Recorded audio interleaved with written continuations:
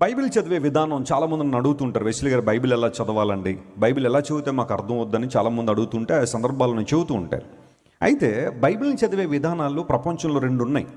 ఒక విధానం అందులో చాలా ప్రాముఖ్యమైన విధానం, దాన్ని ఏమంటారంటే ఎక్సిజెసిస్ అంటారు. ఎక్సిజెసిస్ అంటే అర్థం ఏంటంటే దేవుని వాక్యం ఏం చెబుతుందో వాక్యాన్ని చదివిన తర్వాత ఒక కంక్లూజన్కి రావడం, ఒక నిర్ధారణకు రావడం, ఒక అవగాహనకు రావడం.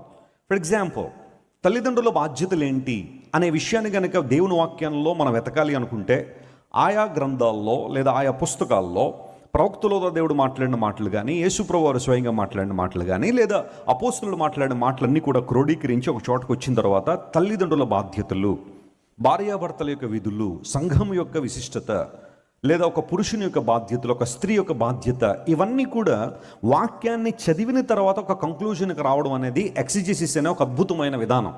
చాలామంది ఆ విధానంలోనే బైబిల్ చదువుతారు. ఆఫ్ కోర్స్ నేను కూడా దేవుని వాక్యాన్ని చదువుతాను. రెండో విధానం ఉంది, అదేంటంటే దాన్ని ఐసిజిసిస్ అంటారు. దాని అర్థం ఏంటంటే వీళ్ళు ఆల్రెడీ ఒక కంక్లూజన్కి వచ్చేస్తారు.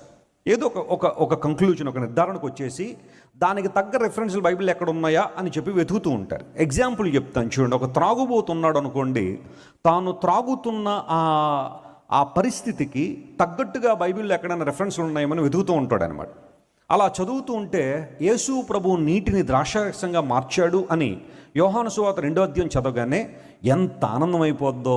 ఎక్సిజెసిస్ అనగా వాక్యం ఏం చెప్తుందో దాని నిర్ధారణకు రావడం. ఐసిజెసిస్ అనగా మనం ఆల్రెడీ నిర్ధారణకు వచ్చేసి ఓ పాయింట్ మనం అనుకుని దానికి ఏమన్నా బైబిల్లో రెఫరెన్స్లు ఉన్నాయని వెతికితే వాళ్ళు ఉంటారు చూసారా, అది తప్పుడు విధానం.